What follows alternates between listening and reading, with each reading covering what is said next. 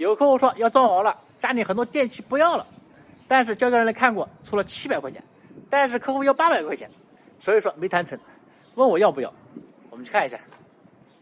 已经到了啊，这边有一个液晶电视，是个索尼的，这个应该是32寸的啊。像这个装潢一般都是好的。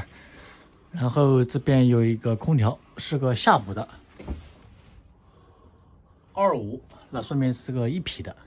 像这个空调啊，大概用了10几年、20年左右了啊。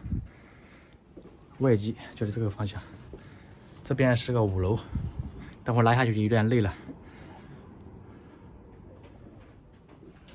再来拍这边。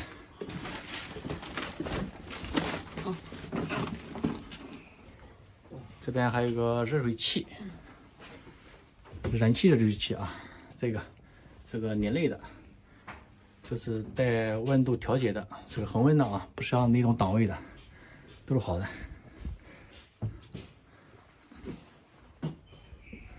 然后这边有个冰箱，双门的，上下门的，是个3星的，这个看着都挺新的啊，也是好的。不过东西已经拿掉了，全部剪掉了。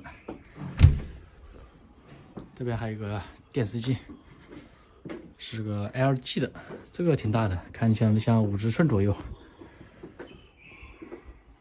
还有一个滚动洗衣机，三洋的，这看上挺新的啊，不过这上面有点脏，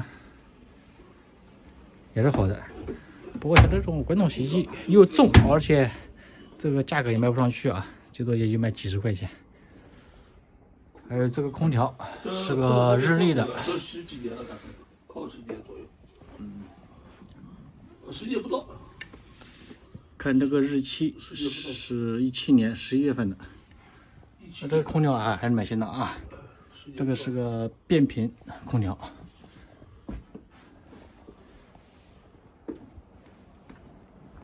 位在这里。刚刚看了，好像是连皮的。大概就这么些东西，你们觉得怎么样？好，等会儿开始拆啊，感觉还可以吧？现在已经开始在拆了啊，直接用切割机，感觉这个空调也是报废了，不要了。